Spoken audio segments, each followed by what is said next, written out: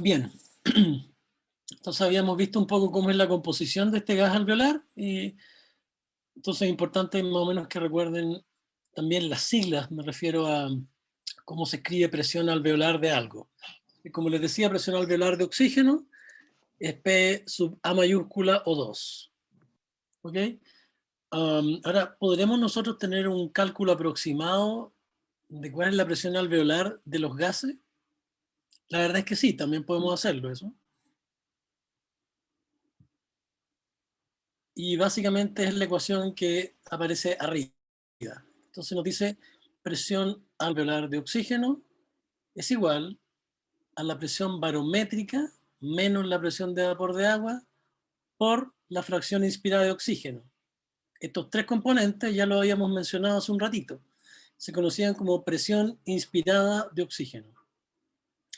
Pero ¿qué es lo que cambiaba del aire que inspiramos y humedecimos a cuando entra al alvéolo? Que en el alvéolo aparece un gas adicional. Ese gas adicional es el dióxido de carbono y que se produce en una cantidad proporcional al metabolismo. ¿Ya? Y eso se escribe restándole entonces a la presión inspirada de oxígeno la presión alveolar de CO2 dividido a su vez por R. R es el cociente respiratorio, en el fondo es un índice de proporcionalidad del CO2 que se produce. ¿Ya? Que básicamente uno en el fondo podría decir que, ¿cómo calcula la presión alveolar de oxígeno? Bueno, la presión inspirada de oxígeno menos la presión alveolar de CO2. Así que uno podría asumir en la mayor parte de los casos que el valor de R podría estar cercano a 1, para simplificar un cálculo si uno quiere tener una idea aproximada. Ahora, en clínica hay otra gracia, y es que uno puede medir, por ejemplo, tomando una muestra de sangre arterial, uno puede medir cuánto CO2 hay en la arteria, y en base a eso sabe cuánto es el CO2 que hay en el alvéolo, porque hay una difusión al equilibrio del CO2 en el alvéolo con sangre.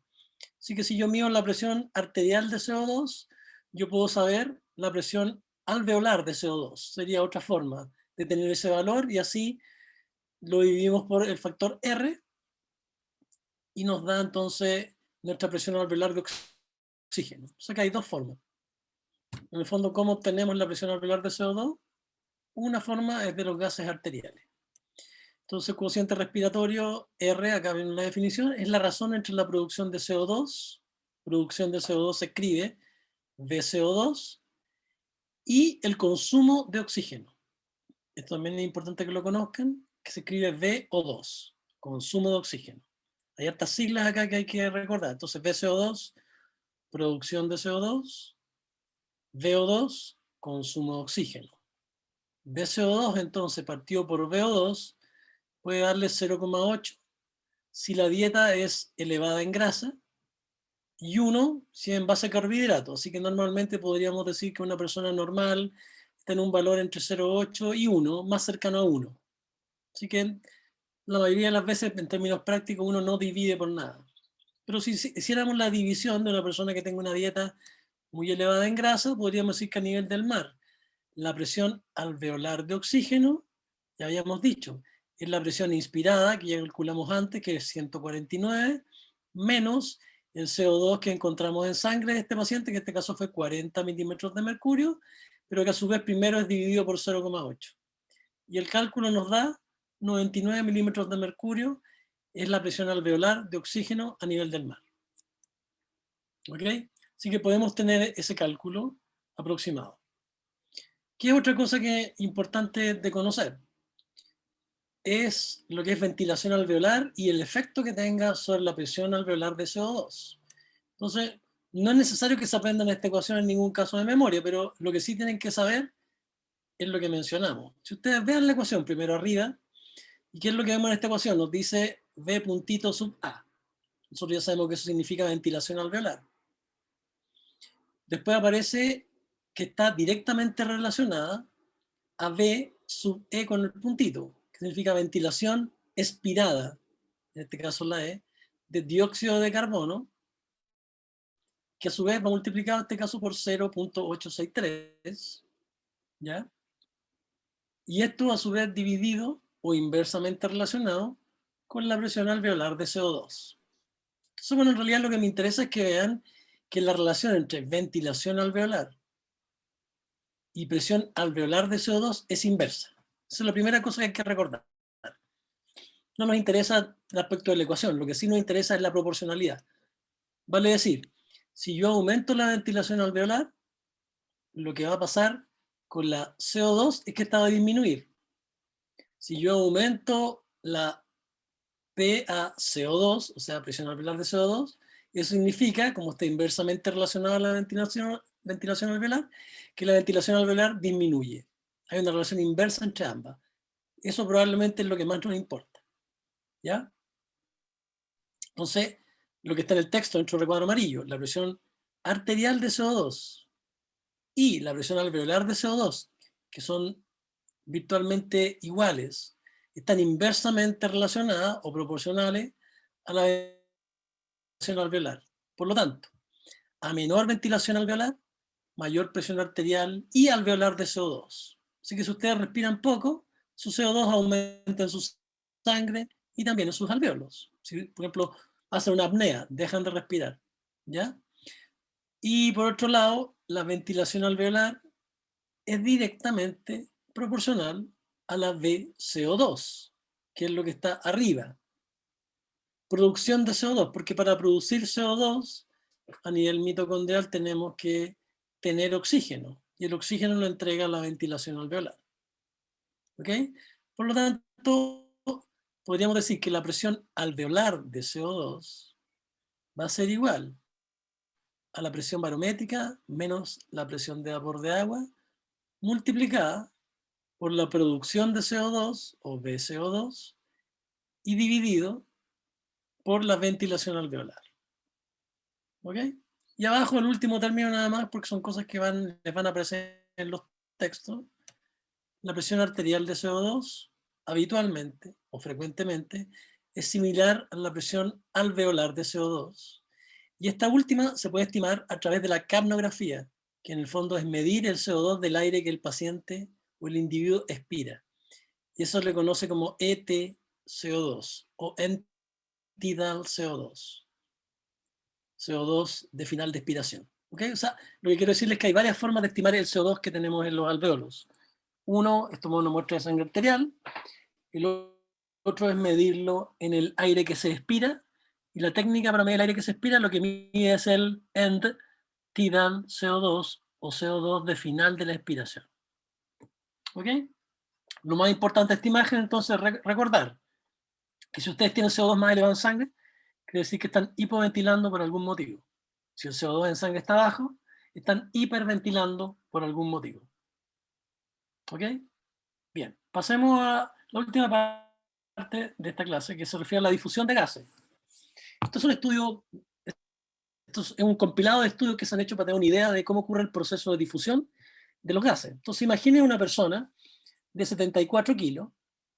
Uno, lo primero que tiene que tener una idea es cuál es la superficie alveolar para que ocurra el intercambio. Entonces habíamos dicho antes la estimación así bien general, alrededor de 100 metros cuadrados. Bueno, estimaciones más precisas, que son estimaciones morfométricas de Weibull, nos arrojan alrededor de 143 metros cuadrados de una persona de alrededor de 74 kilos, de una talla proporcional a 74 kilos. La superficie capilar, en este caso, ocupa 125 metros cuadrados. ¿Ok? Por lo tanto, el área realmente donde puede ocurrir el intercambio estaría supeditado a la superficie capilar, o sea, 125 metros cuadrados. El volumen de sangre dentro de estos capilares son alrededor de 213 ml. O sea, hay un volumen de sangre capilar. Si yo tomo una foto en un pulmón en un momento y veo cuánta sangre hay en un capilar en ese momento, hay 213 ml aproximadamente. El grosor que tiene esa barrera a través de la cual va a ocurrir el intercambio es de 0,65 micras. Y el grosor o la distancia que tiene que recorrer el gas para llegar al eritrocito, que se conoce como barrera plasmática, son alrededor de 0,15 micrómetros adicionales. Entonces, de acuerdo a eso, lo que se calculó en forma experimental de la capacidad máxima de difusión del oxígeno en una persona normal está en torno a entre 137 y 205 ml de oxígeno por minuto por milímetros de mercurio de oxígeno alveolar. ¿Ya? Y escuchen lo que dije, milímetros de mercurio de oxígeno alveolar. ¿Por qué dije eso? Por lo siguiente. Porque en el fondo estamos hablando de qué depende la difusión de un gas a través de una membrana. Y es lo que está puesto arriba a la derecha. V puntito gas, en este caso me quiere decir el proceso de difusión del gas, es proporcional, ese símbolo raro, en vez de ponerle igual, a alguien le gusta la matemática y puso lo correcto, dijo es proporcional, directamente proporcional al área, o sea, la difusión del gas es mayor mientras mayor sea el área, e inversamente proporcional al grosor de esta área, al grosor de esta membrana. T por thickness. ¿Ya? Así que, obviamente, la difusión del gas a través de la membrana es directamente proporcional al área e inversamente proporcional al grosor. Además, es directamente proporcional al coeficiente de difusión, que es la letra D que aparece acá. Entonces, la letra D es el coeficiente de difusión. Y el coeficiente de difusión, a su vez, es directamente proporcional a la solubilidad del gas e inversamente proporcional a la raíz cuadrada del peso molecular. ¿Ok?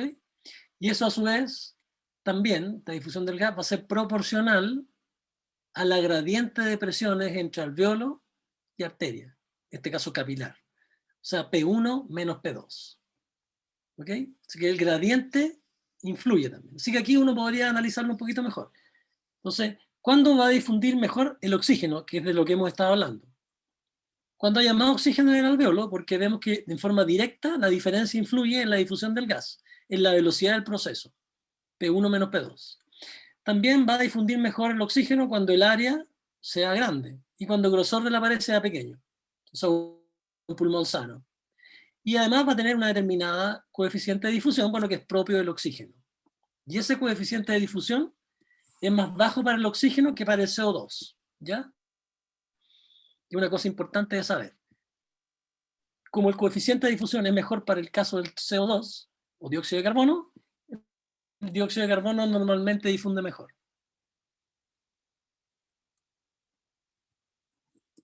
Ahora lo podríamos analizar un poco con más precisión la difusión. Entonces, desde el alvéolo, a mano izquierda, al eritrocito, a mano derecha, el oxígeno debe difundir debido al gradiente de presión.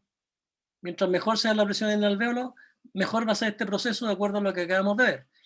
Pero además, esta difusión ocurre en dos etapas. Uno es que tiene que atravesar la barrera, que las barreras mecánicas, podríamos decir, sería el alvéolo, la membrana basal, el endotelio, y además tiene que atravesar el plasma para llegar al eritrocito. Sería la primera porción, que sería la difusión membranosa, D sub M. Y además tiene que interactuar luego con la hemoglobina, formando oxihemoglobina, y tiene una velocidad esa reacción química. ¿Ok? Por lo tanto, yo podría decir que la difusión pulmonar total D sub L es igual, entonces D sub L significa difusión pulmonar total, es igual a la difusión membranosa, que sería atravesar la barrera hematoalveolar y el plasma para llegar al eritrocito, más la reacción de la hemoglobina en este volumen de eritrocito. Vale decir, siempre se me olvida el nombre, ese signo, el tétagro, multiplicado por V sub C, que en este caso a ese V sub C le denominan volumen capilar. Pero esencialmente se refiere entonces al volumen en el cual está contenida la hemoglobina, en el cual ocurre este fenómeno de interacción con la hemoglobina, ¿ya? Cuya reacción química entonces tiene también un proceso que lentece la difusión pulmonar total. Así que podríamos dividirla así por términos simples en difusión a través de las membranas y la interacción con la hemoglobina básicamente.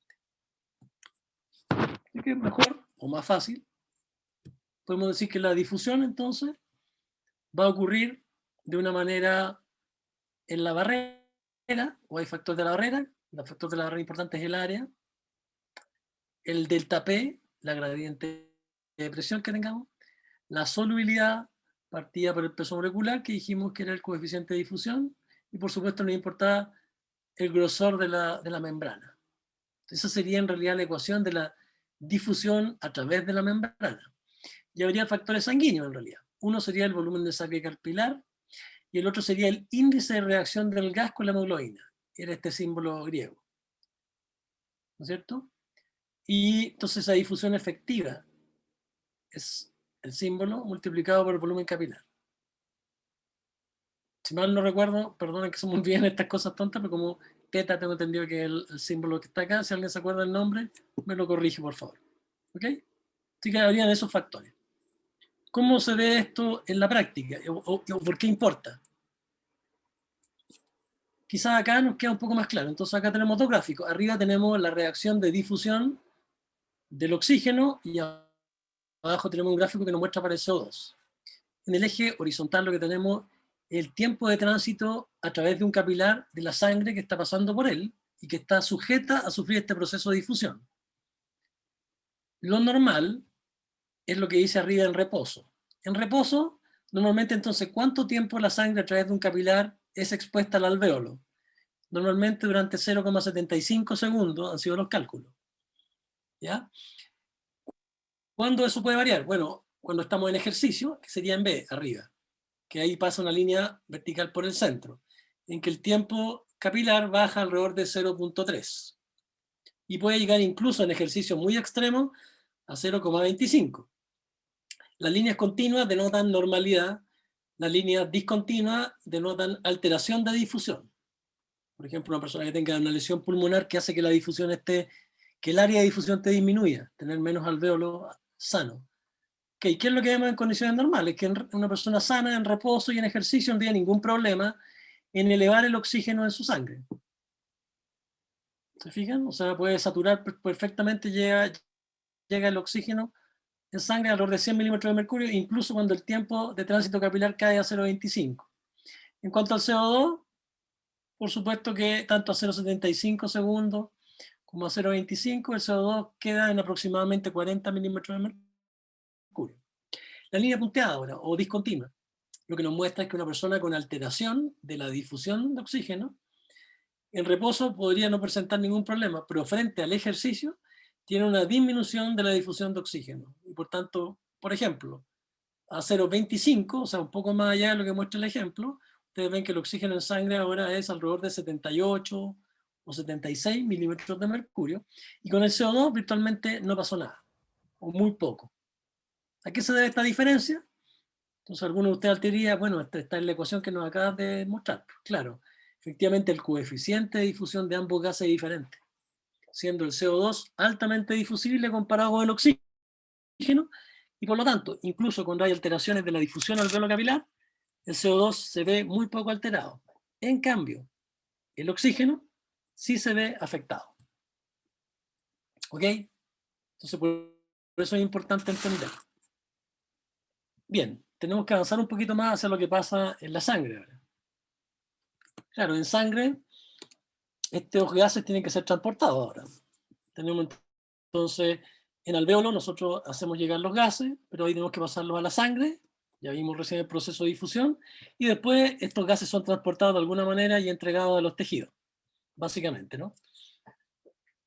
Entonces, ¿cómo se hace eso? Ustedes ya todos lo sabemos de forma empírica. Nosotros sabemos que la hemoglobina es el principal transportador de oxígeno en sangre. 70 veces hay mayor capacidad de transporte en sangre asociado a la hemoglobina en comparación que el oxígeno que puede estar disuelto en el agua de la sangre, o sea, o en el plasma.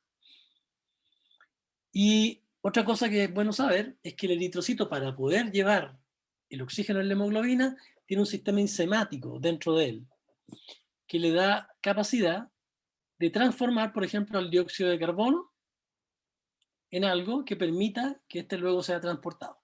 O sea, el eritrocito es importante porque lleva hemoglobina para llevar oxígeno y además lleva un sistema enzimático y le permite, entre comillas, llevar CO2.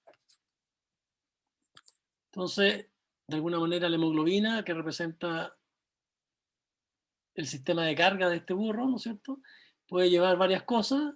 Lo que para nosotros es obvio es que lleva oxígeno, pero además ahora les estábamos contando que lleva un sistema enzimático que le permite llevar dióxido de carbono y además le permite llevar asociados protones.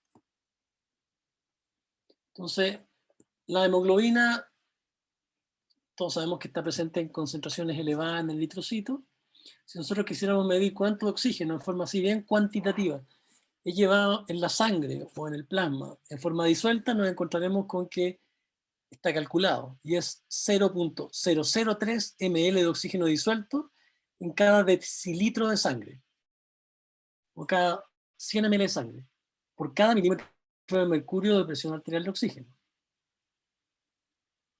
O sea, si nuestra presión arterial de oxígeno es 100 milímetros de mercurio, cuando estamos bien sanitos y bien a nivel del mar, cada 100 ml de sangre llevamos 0,3 ml de oxígeno, sin considerar la hemoglobina, es lo que va disuelto. Ahora, ¿cuáles son los requerimientos mínimos para estar vivo de una persona en reposo? Son 6 ml por decilitro, así que está claro decirles que si no tienen hemoglobina, con 0,3 ml por decilitro se mueren. La única manera de que una persona sin eritrocitos, sin hemoglobina pudiera vivir, sería estar a 12 atmósferas, o sea, 9.000 milímetros de mercurio para poder sobrevivir, 9.000 milímetros de mercurio de oxígeno, con la misma FiO2 que nosotros tenemos. ¿Cuánto es tu nivel de hemoglobina ahora? También se sabe. A una atmósfera, o sea, 760 milímetros de mercurio, lo que nos da aproximadamente una presión arterial de oxígeno de 100 milímetros de mercurio, hay alrededor de 20,1 ml por cada 100 ml de sangre. ¿Ok? Recordemos, un decilitro son 100 ml. O sea, 20,1 versus 0,3. Así que está además decir que la hemoglobina, lejos, es el más importante transportador de oxígeno. Y de hecho tiene una curva de asociación, disociación, hemoglobina-oxígeno, que es la curva que está a su lado derecho, donde si ustedes se fijan en el eje horizontal tenemos la presión de oxígeno en sangre o presión arterial de oxígeno, que en este caso nos muestra valores alrededor de 100 con la flecha y de 40 con la flecha. Yo elegí la flecha en 100 porque normalmente la sangre arterial normal, sana, lo que se alcanza a nivel alveolar, y 40 con la flecha en naranjo porque es lo que se alcanza luego que la sangre ha oxigenado los tejidos, o sea, lo que se alcanza en los tejidos, alrededor de 40 milímetros de mercurio de un tejido promedio. Entonces uno puede ver acá la línea roja que nos describe cómo se comporta la hemoglobina al asociarse al oxígeno, y vemos que está virtualmente casi totalmente saturada de oxígeno cuando estamos a 100 milímetros de mercurio, y que su saturación cae alrededor de los 75% cuando estamos a nivel tisular, o sea, a 40 milímetros de mercurio. ¿Ya? Así cuando ustedes ponen un oxímetro de pulso en su dedo, en el fondo cuando una persona está sana, uno mide que la sangre capilar llega alrededor de a 96%, 95, 96, 97%, y lo pueden medir con un oxímetro de pulso. Y si pudiéramos poner un oxímetro de pulso en la sangre que llega al ventrículo derecho y se bombea a la arteria pulmonar, nos encontraríamos con que está, cuando la persona está sana, en torno a 75% esa saturación. Y hay algoritmos que nos permiten medir eso.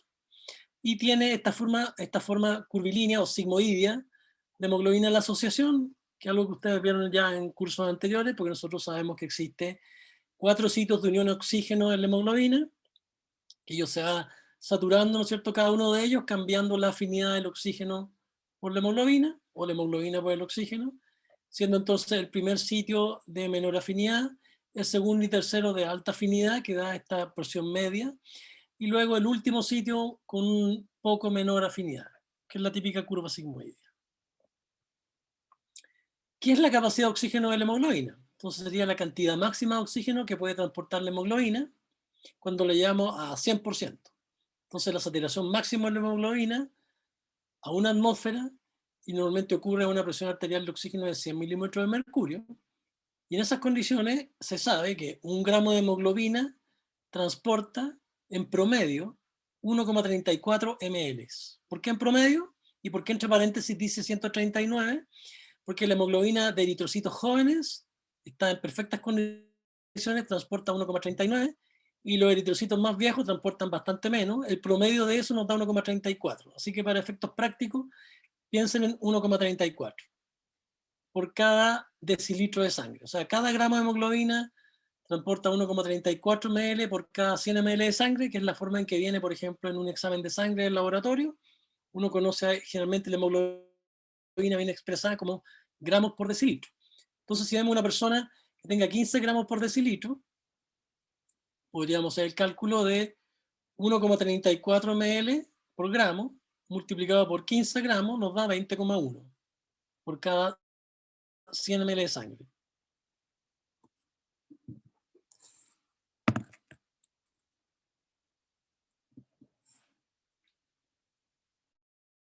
Perfecto. Entonces, bueno, lo que estamos viendo fundamentalmente, como ya le había mencionado, es que la curva de asociación entre oxígeno y hemoglobina obedece a esta forma sigmoide porque tiene una afinidad inicial más baja, una afinidad después en el centro más alta y finalmente una afinidad menor en los niveles más elevados de exposición a presión parcial de oxígeno. Y es porque hay 4 sitios de unión del grupo M en la hemoglobina, tiene 4, ¿no es cierto? Y que ella se va cargando con distinta eficiencia. Hay un concepto que es importante que conozcamos también, que es hipoxemia. ¿Qué se le considera hipoxemia? Bueno, hipoxemia importante, porque van a ver que en los textos hay a veces un poquito de discrepancia. Podemos decir entonces que hipoxemia es cuando hay poca oxígeno en la sangre. ¿Y qué es poco? Bueno, tener menos de 60 milímetros de mercurio de oxígeno como presión arterial de oxígeno. Que eso equivale a una saturación medido por un oxímetro de pulso al orden del 90% o menos. ¿Ok? Así que uno puede tener una idea de eso. Podríamos hacer un ejemplo ahora. Imaginemos un paciente a nivel del mar, a una atmósfera, o sea, 760 milímetros de mercurio, cuya presión arterial de oxígeno por algún motivo es de 70 milímetros de mercurio. Su hemoglobina en sangre son 15 gramos, y nosotros entonces ponemos un saturómetro, un oxímetro de pulso en su dedo y encontramos que está saturando 92,7. ¿Cuánto oxígeno tiene en su sangre? Esa sería la pregunta. ¿Lo podemos calcular? Y la respuesta es sí, lo podemos calcular con los datos que hemos visto anteriormente. ¿Y cómo se denomina el saber cuánto oxígeno hay en sangre? Se conoce como contenido arterial de oxígeno. El contenido arterial de oxígeno sería lo que va asociado a la hemoglobina, primera parte de la ecuación, que es 1,34 por contenido de hemoglobina, por la saturación, expresada en forma más lo disuelto, que dijimos que era 0,003 por cada milímetro de mercurio de presión arterial de oxígeno. Entonces la ecuación quedaría 1,34 por 15 gramos por decilitro, ya lo tenemos ahí, 0,927 más 0,03 por 70. Resultado final, 18,84 ml por decilitro, que lleva la sangre arterial. ¿Ok? Así que lo podemos calcular. Cuando lleguen a esta parte y estén estudiando en la clase, hagan el cálculo con calma y van a ver entonces que podemos conocer el contenido arterial de oxígeno. ¿Y cuál es el factor más importante del contenido arterial de oxígeno? Sin duda la hemoglobina, y lo podemos calcular. Entonces no es lo mismo presión arterial de oxígeno que contenido arterial de oxígeno, porque el contenido está determinado principalmente por la concentración de hemoglobina, que se expresa en gramos por decilitro. Ok, ¿qué otra cosa podemos conocer? Si es que nos quisiéramos poner más matemáticos. También podemos conocer la oferta o entrega de oxígeno o transporte de oxígeno a los tejidos. Eso se conoce como DO2. ¿Qué es la DO2? Bueno, en realidad es simplemente el cálculo que acabamos de hacer, contenido arterial, multiplicarlo por el gasto cardíaco. Y nos entrega un valor en ml por kilo por minuto, por ejemplo. ¿Y cuál sería el valor aproximado normal de eso? 19 a 28 ml por kilo por minuto es la entrega normal de oxígeno en una persona. ¿Ok? Asumiendo aproximadamente un QT, o sea, gasto cardíaco, de 5 litros por minuto. ¿Ya? ¿Cuál es el consumo de oxígeno? ¿Se acuerdan que dijimos que el consumo de oxígeno se escribía VO2, que es lo que está acá abajo sobre este capilar, VO2, que se ha calculado, está entre 5 y 6,25 ml por kilo por minuto. Esto no les voy a preguntar hacer el cálculo en clase y nada, pero sin embargo lo bueno es que vean que la DO2 es aproximadamente 4 a 5 veces más alta que la VO2. O sea, normalmente en la economía doméstica, podríamos decir, se entrega harto más oxígeno que el que se consume. ¿Ok? Y eso es un medio de protección hacia los tejidos. Y además recuerden que no todos los tejidos consumen la misma cantidad de oxígeno. Un músculo en ejercicio, por ejemplo, saca mucho más oxígeno de su hemoglobina que lo que lo hace otros tejidos, que la piel, que sería más fácil. Así que, nomenclatura, Y recuerden entonces, DO2, BO2. Conozcamos el término. Ok, miremos un poquito de nuevo la ecuación, perdón, la curva de oxígeno-hemoglobina. La hemoglobina no es una curva fija en todo caso, sino que tiene un comportamiento que se puede desplazar hacia la derecha o hacia la izquierda. ¿Ya? Esta curva sigmoidea. Hay una forma de estimar eso, se llama el P50, que algunos exámenes de sangre lo entregan, que te dicen a qué presión se encuentra un 50% de la hemoglobina saturada y nos habla de la afinidad. ¿Ya? Aquel P50 que esté más desplazado a la derecha implica disminución de la afinidad. Un P50 que esté desplazado hacia la izquierda, o sea, a presiones parciales de oxígeno más pequeñas, nos habla de un aumento de la afinidad. ¿Ok? Entonces, bueno, hay factores que cambian la afinidad de la hemoglobina por el oxígeno. Por ejemplo, ¿quiénes aumentan la afinidad de la hemoglobina por el oxígeno? Uno es el aumento del pH, o sea, la alcalemia o la sangre más alcalina. ¿Quién además hace eso? La disminución de la presión parcial de oxígeno, la disminución de la temperatura, ¿ya? La disminución de los niveles del 2,3-DPG. Y hay otros factores como la carboxihemoglobina o las metahemoglobinas o las hemoglobinas anormales, ¿ya? Quienes disminuyen la afinidad, y esto es bien importante para entregar oxígeno por parte de la hemoglobina a los tejidos. O sea, ¿quién la desvía a la derecha? Queremos entregarle el oxígeno a los tejidos. Bueno, si el tejido está ácido, o sea, que esté acidótico, con un pH más bajo. Y eso ocurre, por ejemplo, en un músculo en ejercicio. Si hay concentraciones elevadas de CO2, y eso ocurre en los tejidos que están con más alto metabolismo, por ejemplo, músculo en ejercicio. Si hay aumento en la temperatura, por ejemplo, músculo en ejercicio, es fácil entenderlo también. O que los niveles de un metabolito de la glicólisis, como el D2,3-DPG, estén más altos. Eso produce entonces desplazamiento a la derecha, disminución de la afinidad, que en el fondo se traduce en que el oxígeno se entrega más fácil, se sale de la hemoglobina más fácil y así puede difundir hacia el tejido. Hay efectos que tienen su nombre propio, si uno quisiera ver estos desplazamientos a la derecha. Entonces, en el primer gráfico, que está a su lado izquierdo, vemos el efecto de la temperatura. Y claramente, mientras más elevada sea la temperatura, por ejemplo, en un tejido, mayor desplazamiento a la derecha, menor afinidad, y mejor va a ser la entrega de oxígeno. ¿Ya? Y esto se debe, obviamente, a efectos en el cambio de la estructura en la hemoglobina. O sea, la temperatura afecta la estructura en la hemoglobina, y mientras más tibia esté, menor afinidad va a tener el sitio de unión oxígeno por el oxígeno. El otro efecto que es importante, ok, la temperatura entonces es uno de los efectos y se va a sumar a los otros. El otro se llama el efecto pH o efecto Bohr-pH. Se escribe así como está en el recuadro a la derecha. Bohr-pH. ¿Qué es el efecto Bohr-pH? Porque lo describió.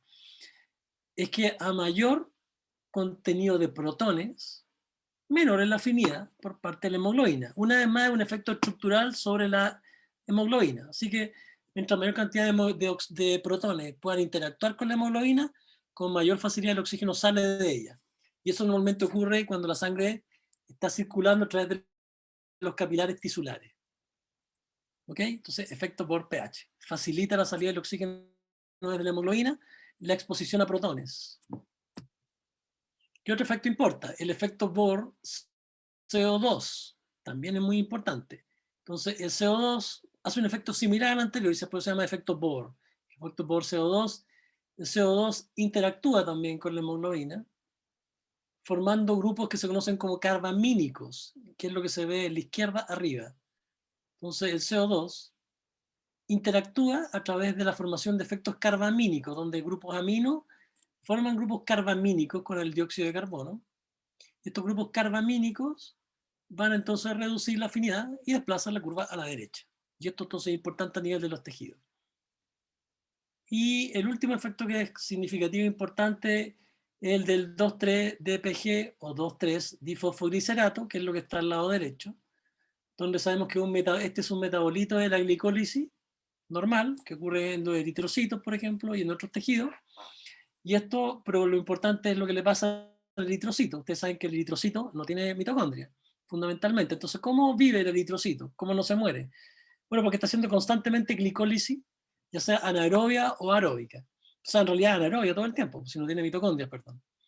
Se hace solo glicólisis, y por eso es una serie de subproductos. Uno de ellos es el 2,3-DPG, y este 2,3-DPG entonces también desplaza la curva a la derecha, y esto se ve exacerbado cuando el eritrocito está pasando por los tejidos o cuando la persona está en altura.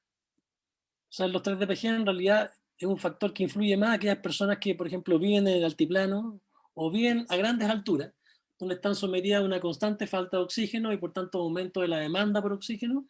Hay una adaptación que hace que sus eritrocitos y sus tejidos produzcan más de este subproducto y que también produce un desplazamiento a la derecha.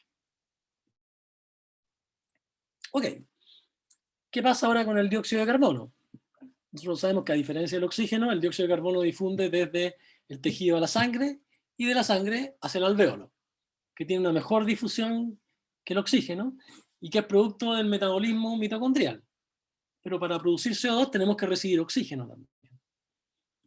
Ok, ¿cómo se comporta si nosotros miráramos la sangre? Esta figura está bien fea, pero me la dio un amigo. Ustedes se deben preguntar, profe, ¿por qué tiene esta figura y las conserva a pesar de que son horribles? Bueno, básicamente porque esta me la arregló un amigo. Y lo que quiere mostrar esta curva sería como el equivalente a la curva de oxiohemoglobina, pero en este caso sería la curva de CO2 en sangre. Y lo que ustedes pueden ver, entonces, en el eje horizontal, es la presión parcial de CO2 en sangre, que se mueve de 0 hasta 80 milímetros de mercurio en esta imagen.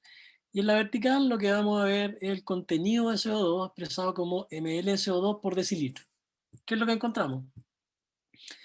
Encontramos que la curva no es, primero que nada, no una línea recta. ¿Ok? Pero yo la podría subdividir además en dos partes. Una parte que es una curva, que está acá arriba, y otra parte que es una recta, que está acá abajo, en la base del gráfico, ¿se fijan?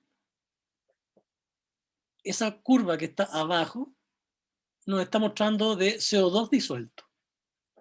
O sea, hay un proceso, podríamos decir, entonces el CO2 puede ir disuelto, pero de acuerdo a la proporcionalidad que nos muestra el gráfico, la menor cantidad de CO2 va disuelto en sangre. La mayor parte va como figura acá en rojo, como bicarbonato, y otra parte más pequeña, arriba, va formando estos grupos que recién hablamos del efecto Bohr CO2. Va formando grupos carbamínicos asociados directamente a la hemoglobina.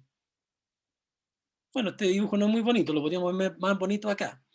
Entonces lo que podemos ver, básicamente, que el CO2, desde el tejido, difunde hacia el eritrocito. El eritrocito tiene un sistema enzimático que inmediatamente este CO2 ingresa al eritrocito, lo transforma a través de la anhidrasa carbónica en bicarbonato, el cual rápidamente es separado porque existe un sistema para transportar el bicarbonato y lo intercambia por cloruro. ¿Ok? Que acá no está muy bien puesto, pero se los voy a señalar, miren. Entonces tenemos anhidrasa carbónica que forma ácido carbónico. El ácido carbónico se separa en su protón y su anión, el anión y el bicarbonato, y el bicarbonato en realidad rápidamente es intercambiado por una proteína de la membrana, que es el intercambiador cloruro-bicarbonato, que en el fondo lo que produce es que sale el bicarbonato e introduce cloruro, dejando un protón solo. Este protón se asocia a la hemoglobina, ¿ya? O es buffer, la hemoglobina de ese protón, y básicamente este es el proceso más importante. O sea, ¿quién fabrica la mayor parte del bicarbonato al cual se transforma el CO2? La anhidrasa carbónica eritrocitaria, a través de una proteína que está en la membrana, que es el intercambiador cloruro-bicarbonato, que saca el bicarbonito al plasma y que es la mayor parte del CO2 transportado en sangre. Otra parte del CO2 que ingresa se asocia directamente a hemoglobina, formando los grupos carbamínicos que conversamos, induciendo la salida de oxígeno, o sea, produciendo el efecto Bohr, CO2, que es lo que nos muestra la parte arriba de la anhidrasa carbónica, que es lo que nos muestra arriba. Así que tendríamos tres procesos en que el eritrocito es muy importante. Uno, la formación de grupos carbamínicos, que nos explica el efecto Bohr, CO2. El otro, el efecto de la anhidrasa carbónica, que es el mayor, que produce finalmente ácido carbónico, y que es intercambiado con cloruro, luego el bicarbonato en la membrana, llevando el bicarbonato, que es la mayor parte de lo que se transporta, y los protones derivados de esto, a su vez, son bufferiados, o son amortiguados por la misma hemoglobina, produciendo además el otro efecto que conversamos, que era el efecto Bohr-pH. ¿Se dan cuenta? Ok. Ahora uno podría simplificar en este dibujo en que me muestra básicamente lo mismo, entonces el CO2, pero ahora con porcentaje.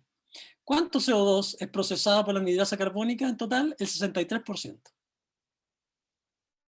El 63% de CO2 se transforma en bicarbonato, entonces, dentro del eritrocito, obviamente. Un 5% del CO2 no es sometido a eso, sino que forma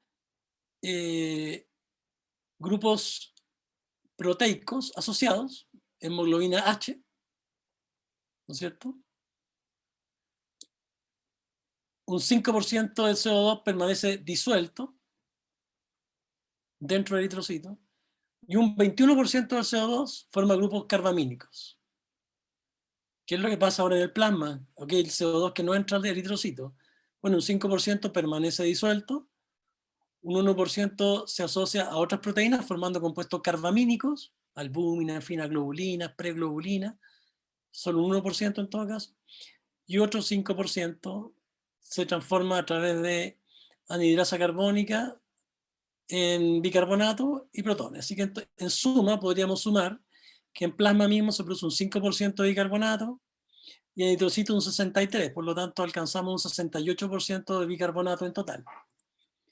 En el recuadro superior izquierdo, derecho, perdón, lo que encontramos es el intercambiador cloruro de bicarbonato, que es el que finalmente es responsable de sacar el bicarbonato que produce la reacción de anhidrasa carbónica. ¿Ok? Ese movimiento, de hecho, desplazamiento de cloruro y bicarbonato, produce un cambio en el volumen de los eritrocitos cuando estos pasan por los tejidos, aumentando de volumen, y luego cuando pasa por el pulmón, reduciendo su volumen.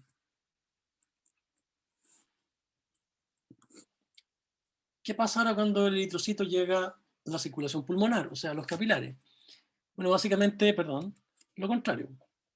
Básicamente, al exponerse a la sangre capilar al alvéolo, el gradiente de CO2 desplaza el CO2, lo que desplaza la reacción de la anhidrasa carbónica en sentido inverso, y toma bicarbonato, que ahora se intercambia de manera inversa con el cloruro. O sea, ahora ingresa bicarbonato al eritrocito, saca cloruro, ahí es donde se produce una disminución de volumen del eritrocito.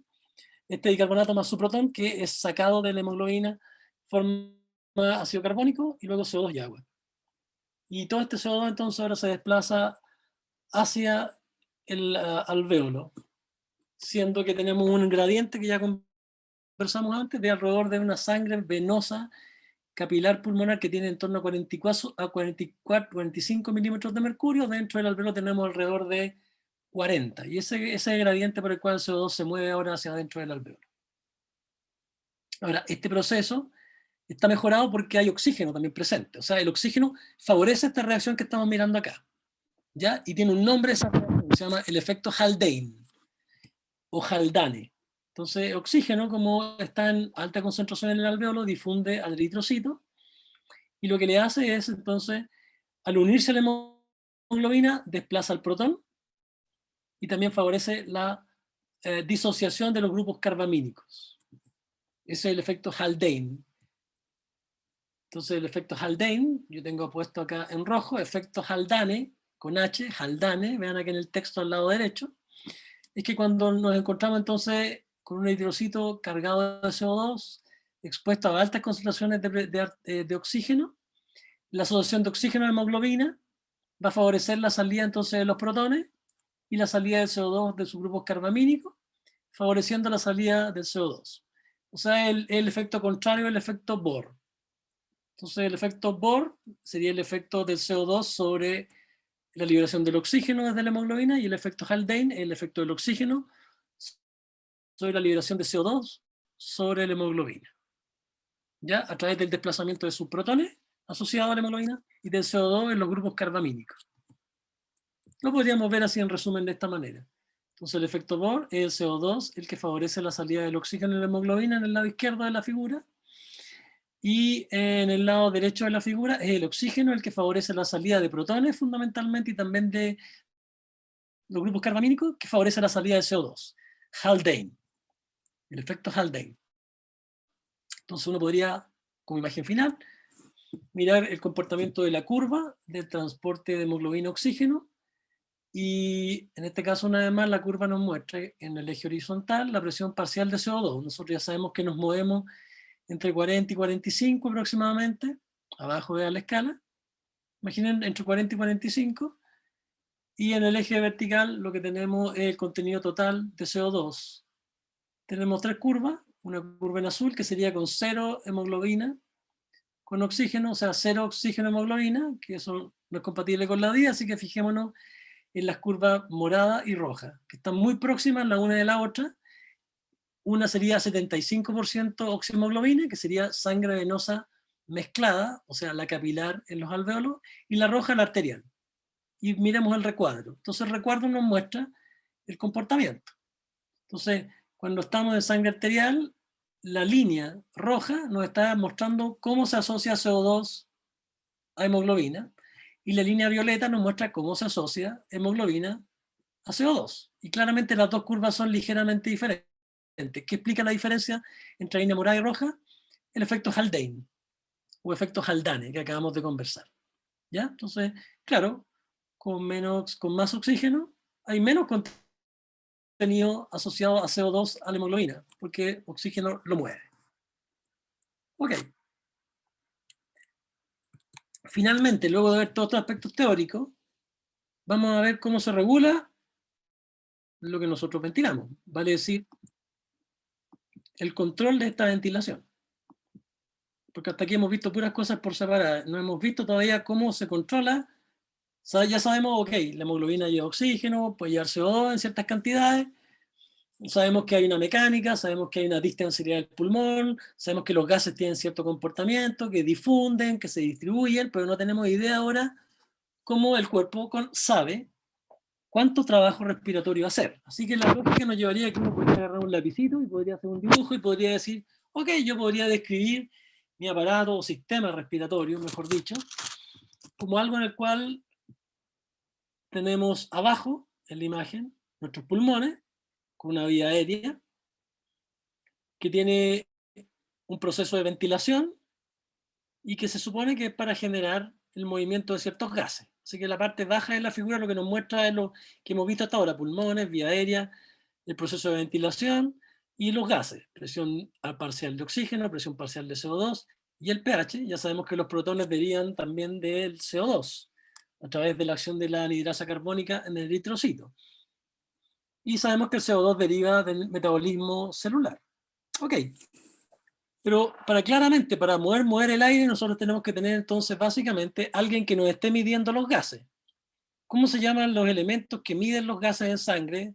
PO2, PCO2 y el pH. Tiene un nombre, se conocen como quimioreceptores. O sea, tenemos un sistema de quimioreceptores que está conociendo, haciéndose cargo de cuántos de estos gases hay presentes en sangre. Estos quimioreceptores llevan la información hacia centros osciladores, que les cuento al tiro, que están en el sistema nervioso central y periférico, pero que son centros nerviosos. Además, el mismo pulmón tiene receptores, tiene fibras nerviosas que detectan los cambios del tamaño de los pulmones, por ejemplo. Y además tenemos obviamente inervación hacia la musculatura intercostal, diafragma, músculos abdominales. O sea, músculos básicos para la respiración y músculos accesorios. Y ellos además poseen un sistema de mecanorreceptores que también entregan informaciones del centro oscilador. Pero además este centro oscilador, por ejemplo, estoy hablando, o sea, mi ventilación en este momento no está dependiendo de lo que yo les he mostrado recién. Está dependiendo de que si tengo que hablar, fonación. También depende del ritmo circadiano, si están durmiendo, respiran de una cierta manera, si están despiertos, respiran de otra. Si están haciendo ejercicio, también cambia el patrón respiratorio. Si están en ciertos estados emocionales, por ejemplo, si uno está muy afectado, impresionado, asustado, cambia su patrón ventilatorio. También depende de la temperatura corporal. Pueden aparecer otros reflejos como la tos o la misma circulación pulmonar también. Puede estar afectando la forma en que se ventila. Entonces, bueno, veamos cómo podríamos separar esto. Lo primero, entonces, es que ya decimos, en el sistema nervioso central existen sistemas que regulan la forma en que se ventila, ¿ya? ¿Dónde se ubican? Esencialmente en el bulbo, centro respiratorio vulvar, en el fondo está en el tronco encefálico, ¿ya? A nivel vulvar. Y le pusieron un nombre a eso, le dicen centro respiratorio vulvar. Ok, que forma parte de algo que no sé si le han contado, que se conoce como formación reticular, que es una serie de neuronas, una red neuronal que se ubica en el tronco encefálico. O sea, bulbo raquídeo contiene estos centros respiratorios.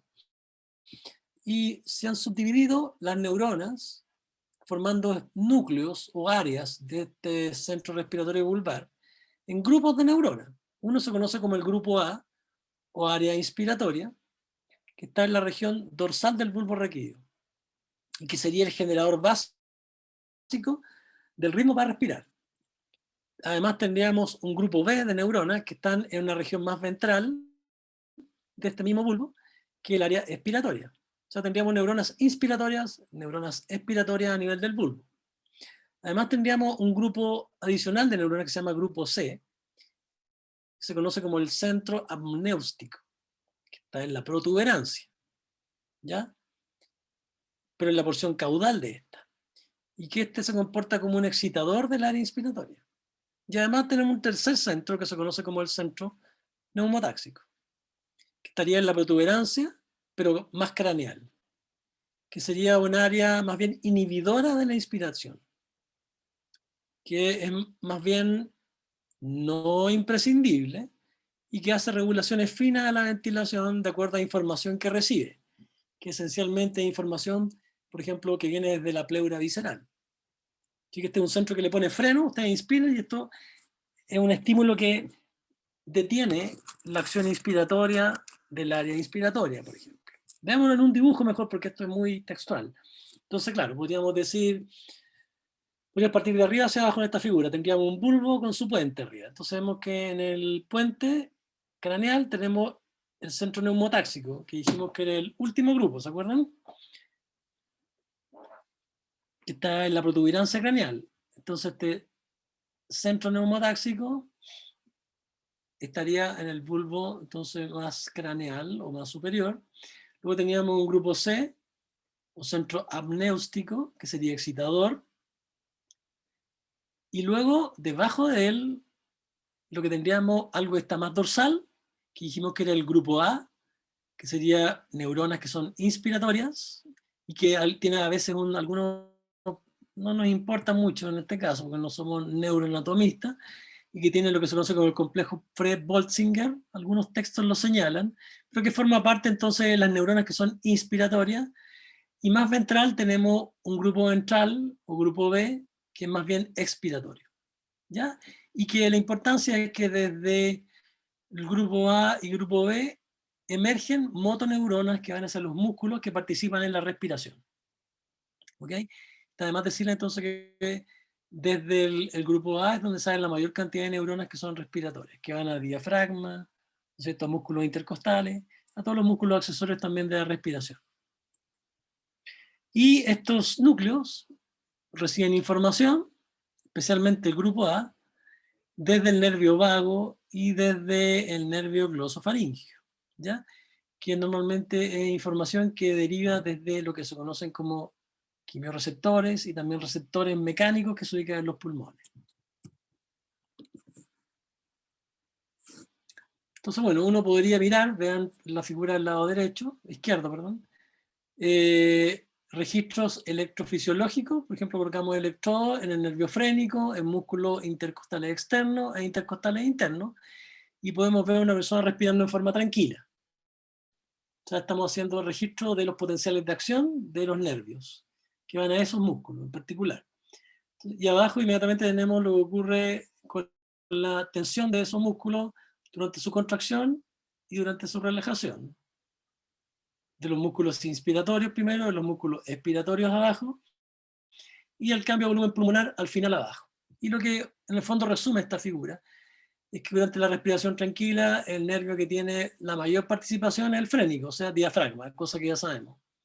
y que también hay un poco de actividad intercostal externa. También lo mencionamos en la primera clase. Claro, los músculos intercostales externos de las costillas inferiores a las que va inserto las fibras radiales del diafragma. Un poquito de actividad, y los músculos intercostales internos, que son accesorios, vemos cero actividad. Tanto durante la inspiración, obviamente, como durante la expiración tranquila, porque es un proceso pasivo. Entonces, ¿de dónde viene esta actividad? De donde acabamos de hablar. Si ven la figura a la derecha, nos aparece nuestro grupo A, que esencialmente tiene entonces el nacimiento de motoneuronas, y también el grupo B, llevan estas motoneuronas que van a producir la inervación y la actividad mecánica asociada a la respiración. Ahora, esta información es la efectora, pero ¿qué información reciben ellos como para saber cuánta de esta actividad tener? Bueno, ¿cuáles son los detectores? Los detectores, dijimos, se llamaban quimiorreceptores, y existen dos tipos de quimiorreceptores. Los quimiorreceptores, recordemos, miden CO2, oxígeno y protones. Bueno, los centrales se ubican en el bulbo. O sea, en el mismo bulbo, ahí donde están los núcleos, estos centros respiratorios A y B, o grupos A y B, ahí al ladito hay neuronas quimiorreceptoras centrales. Y además tenemos otros quimiorreceptores que se conocen como periféricos, que forman unos corpúsculos que se conocen como cuerpos aórticos, menos importantes, y los más importantes se conocen como cuerpos carotídeos. Ya, vamos a ver en detalle estos dos. Pero además tenemos receptores en los mismos pulmones, cuya información viaja por el nervio vago. Tenemos receptores de estiramiento, que están en el mismo tejido pulmonar, fundamentalmente en realidad en la pleura visceral. Tenemos también receptores de irritación en las vías aéreas, que van a producir respuestas como broncoconstricción, pero también aumento del patrón de la ventilación. Y además tenemos otros importantes que son los receptores J, que están en el intersticio, en las paredes alveolares, y que producen sensación de ahogo cuando aumentan la presión en el intersticio del pulmón. Y también hay otros que están siendo descritos, no hay un acuerdo todavía, esto es una simplificación, por supuesto. Entonces, por ejemplo, si yo a ustedes lo hago subir la escalera hasta un quinto piso, desde el piso 0 al quinto piso a toda carrera, cuando lleguen arriba, por más entrenados que estén, se van a sentir un poco ahogados. ¿A qué se debe eso? A que normalmente el hacer ejercicio de manera brusca aumenta la cantidad de agua en los pulmones, ligeramente, aumentando la presión intersticial, activando estos receptores J que producen una reacción, que en este caso es producir una respiración más superficial, pero de alta frecuencia. Los receptores de irritación, bueno, es típico si cuando uno dice me trapiqué. Entonces van a producir normalmente una broncoconstricción y produce hiperapnea. O sea, y de hecho uno como que se ahoga, así como te agitas tu ventilación. Esos son receptores de irritación. Y los receptores de estiramiento, básicamente, son receptores que hacen que cuando uno llega al pulmón a un máximo volumen, uno tiene las ganas, uno le dan ganas de botar el aire. Si ustedes inspiran al máximo, van a ver que no es tan fácil, porque uno tiene una sensación de querer no seguir inspirando. Bueno, eso es el reflejo de Herring-Breuer. Y es que a mayor volumen pulmonar, mayor efecto inhibitorio que viene de estos receptores pulmonares de estiramiento.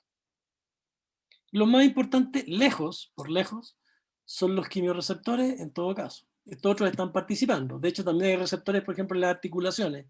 Cuando uno trota o camina rápido, las articulaciones envían información que estimula la respiración en ese caso, independiente que les falte oxígeno o algo por ese estilo. O sea, hay una serie de receptores que van a producir efectos sobre el área inspiratoria, vulvar, los grupos A y B, por ejemplo. Entonces, bueno, acá lo podríamos tener en un dibujo esto. Entonces tenemos quimiorreceptores en la imagen por el lado izquierdo, podemos ver quimiorreceptores, en este caso periféricos, aórticos y carotídeos, que también dos oxígeno, CO2 y protones, que son fuertes estimuladores. Los quimiorreceptores centrales, que están ahí mismo en el bulbo, fuertes estimuladores. Tenemos receptores en los músculos y articulaciones, fuertes estimuladores. O sea, cuando uno trota, respira más muchas veces no porque necesite más oxígeno o botar más dióxido de carbono, sino porque tus articulaciones y músculos mandan estímulos que favorecen la respiración. O sea, las personas tienden a hiperventilar en el ejercicio. Y luego tenemos receptores de estiramiento en los pulmones, como decía yo, que son inhibitorios, y receptores de irritación también en la vía aérea, que también son inhibitorios. Y por supuesto va a tener información que varía, que puede venir de superiores, efectos también como el dolor, desde por ejemplo el hipotálamo puede llegar a información emocional, también de otros receptores como de olor, en fin. O sea, vamos a tener múltiples ingresos.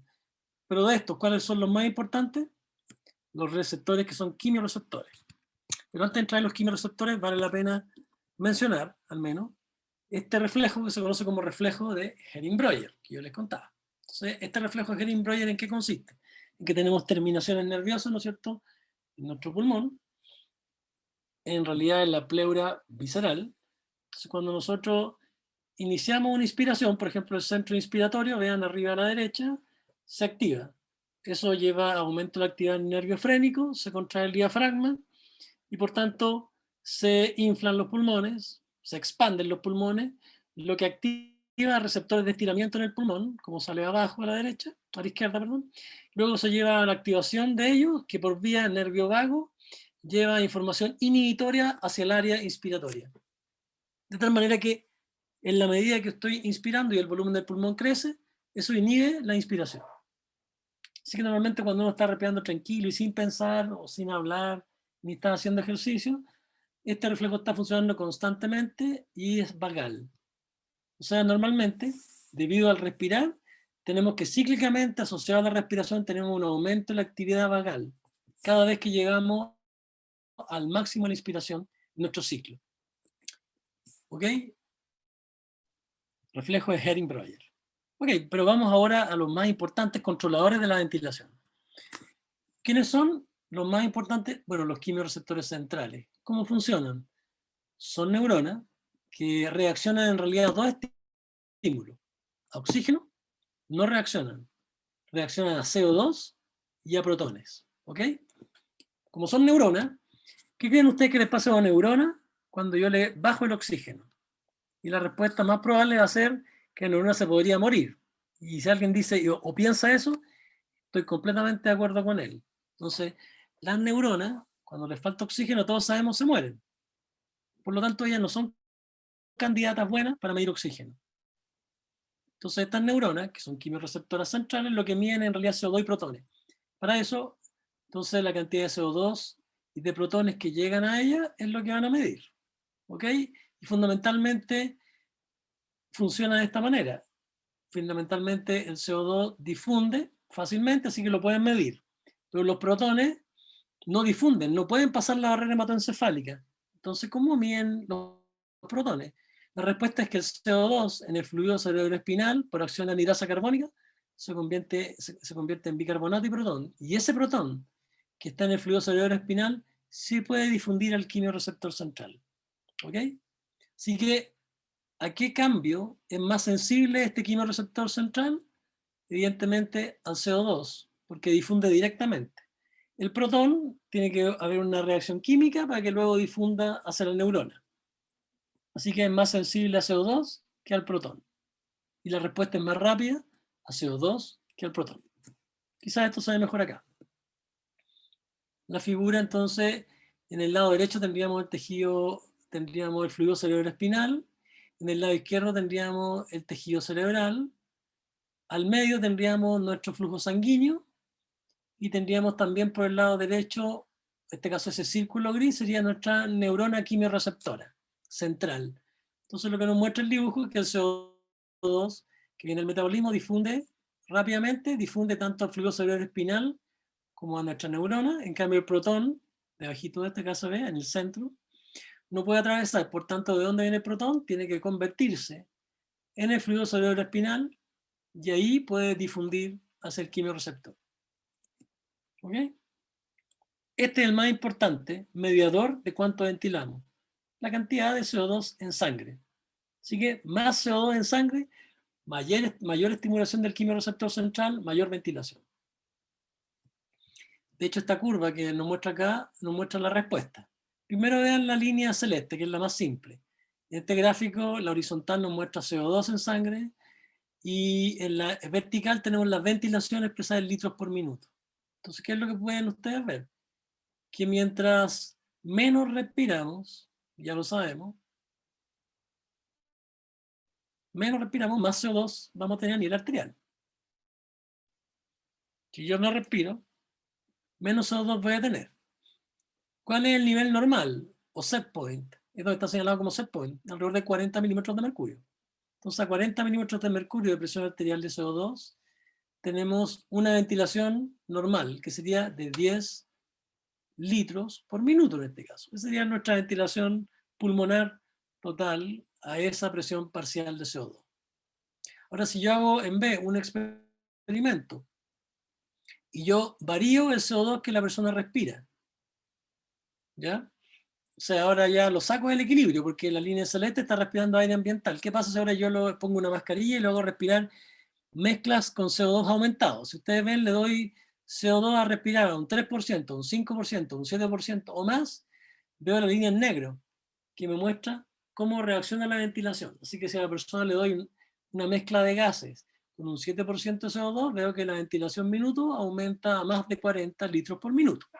Y esto nos está denotando la respuesta entonces a respirar CO2. ¿Quién es responsable fundamental de esto?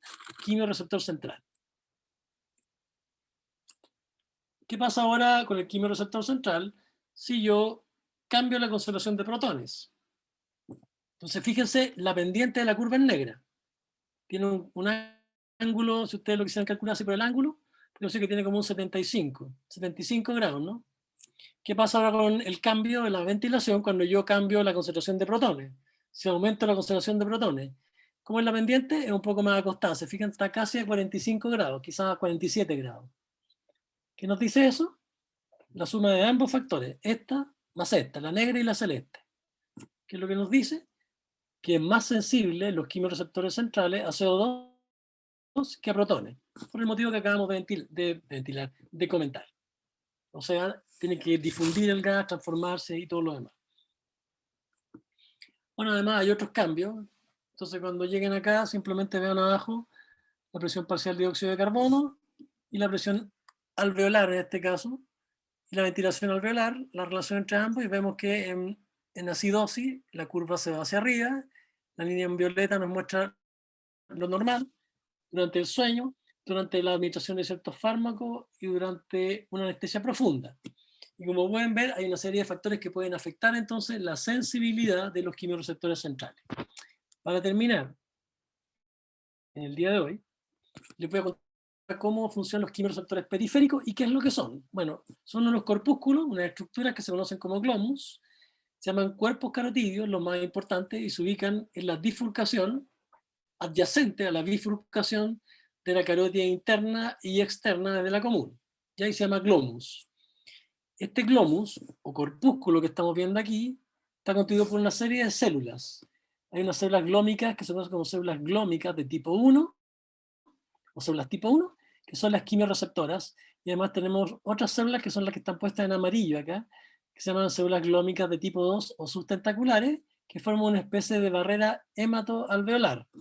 Perdón, es como una barrera hematoencefálica, perdón. O sea, forma una barrera hematoencefálica o similar a ella que rodea estas neuronas moradas. Las amarillas rodean las moradas, evitando que se expongan a muchos cambios, pero no a oxígeno, a CO2 y a protones. ¿Ok? Entonces aquí está básicamente ese cuerpo aórtico y carotídeo que tiene este glomus. Estas son imágenes que no me interesan mucho, y acá tendríamos una microfotografía, vean arriba, se ve entonces una estructura que ustedes puede que no reconozcan, pero dice C al medio. ¿Qué son esos C? Son los capilares, o sea, tenemos un tejido altamente capilarizado, y si ven ahí entre medio van a ver lo que está amplificado acá abajo, en la figura de microfotografía abajo, donde vemos una serie de células redonditas con su núcleo, en realidad lo que estamos viendo, donde dice CC, esas son las células quimioreceptoras, que están envueltas por las células sustentaculares o glómicas de tipo 2, y a su vez contrapuestas a capilares. Un resumen de las características generales, donde sale la inervación, el porcentaje del lecho vascular y el flujo sanguíneo estimado, que no me interesa mucho, y lo que me importa es esto. Entonces, que este quimioreceptor periférico entonces, es capaz de detectar, a diferencia del quimioreceptor central, oxígeno, además CO2 y pH. Entonces, estas células que forman nuestro cuerpo carotídeo, nuestras células entonces glómicas, son capaces en este caso entonces de detectar la concentración de oxígeno, CO2 y protones, aumentar la actividad de neuronas aferentes y entregar la información hacia el área inspiratoria estimulándola. En este caso la información puede ir por vía vagal o por vía nervio glosofaringio. El glosofaringio lleva la información desde los cuerpos carotídeos, el nervio vago lleva la información de los cuerpos aórticos, que son muy similares. Lo más importante son los carotídeos, la información sensorial de ambos nervios, como en todos los casos, llega al núcleo del tracto solitario. Básicamente entonces la célula glómica quimiorreceptora acá en el centro libera el neurotransmisor, activando a la fibra aferente, de acuerdo a la presencia o cambios, en este caso de CO2, oxígeno y protones. Esta imagen está tomada del borón y simplifica el mecanismo. Entonces, en condiciones de hipoxia, que es lo que más me importa, tendríamos una hemoproteína. La hemoproteína, cuando baja oxígeno, se le sale el oxígeno, al salir el oxígeno ella es capaz de inhibir un canal de potasio. La inhibición de un canal de potasio hace que esta célula quimiorreceptora se despolarice, permite el ingreso de calcio por canales de calcio voltaje dependiente, liberando el neurotransmisor. Ese estímulo entonces es el que activa la ventilación. ¿Qué otra cosa puede hacer eso? Bueno, obviamente el aumento de los protones también inhibe a este canal de potasio y también despolariza a esta neurona. Y el CO2 lo hace de manera más indirecta porque tiene que combinarse y por la acción de una anhidrasa carbónica formando ácido carbónico, y son sus protones los que van a producir ese efecto. O sea, no está demostrado un efecto directo del CO2.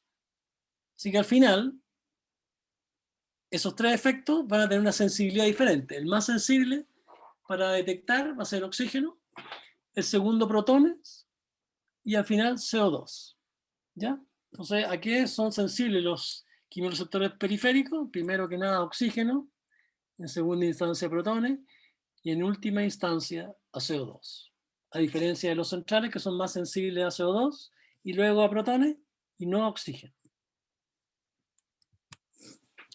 Esto nada más nos quiere mostrar qué es lo que pasa con estos quimiorreceptores en cuanto a la ventilación, ya sea intactos, la curva línea superior, o denervados, o sea, si le corto el nervio vago o el glosofaringio, cuando tú expones a un individuo a hipoxia.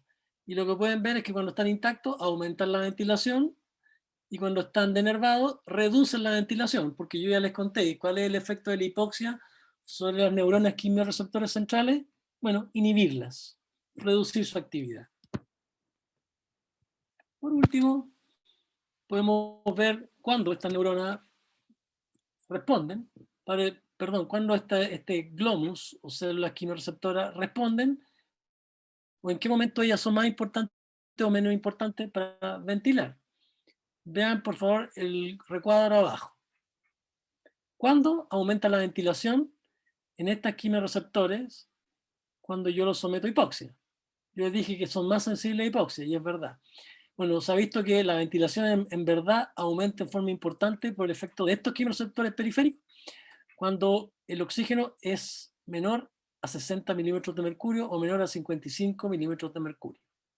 O sea, cuando la presión parcial del oxígeno es menor a 60 milímetros de mercurio, los quimiorreceptores periféricos se hacen importantes a la hora de ventilar. A presiones parciales de oxígeno más elevadas, sobre 60, el que realmente controla cuánto ventilamos es el quimiorreceptor central. ¿Ok? Así que estos son importantes cuando hay hipoxemia.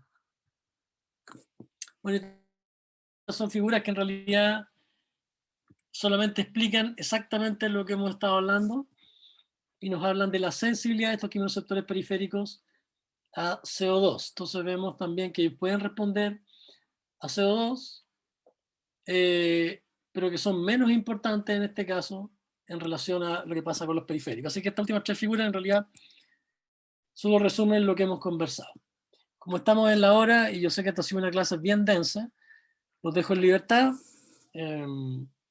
Sus consultas las pueden hacer a mi correo, pero si quieren que se las conteste, como estoy haciendo varias clases al mismo tiempo para otros cursos, por favor, estudian la materia y hagan preguntas puntuales, cosas que yo les puedo explicar así como en 2 líneas.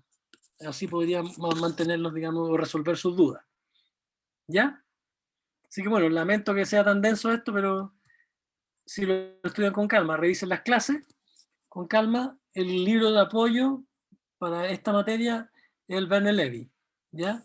Pero mi consejo es, estudien bien las clases, sus apuntes, lo que queda grabado, y solamente resuelvan dudas en los libros, solo para resolver dudas, y cuando a pesar de eso no pueden resolver dudas, hacen la pregunta puntual. ¿Ya? Bueno, un gusto, nos estamos viendo en una próxima eventualidad. Entonces, tenemos otras clases más adelante. ¿Ya? Así que bueno, gracias por su asistencia y sus consultas. Aquí tengo algo en el chat, a ver si. Ok, sus consultas, digamos, me las pueden dirigir, como les digo, traten de estudiar primero para que pueda ser efectiva la comunicación. Chao, tengan un buen día. Chao, profe. Chao, chao.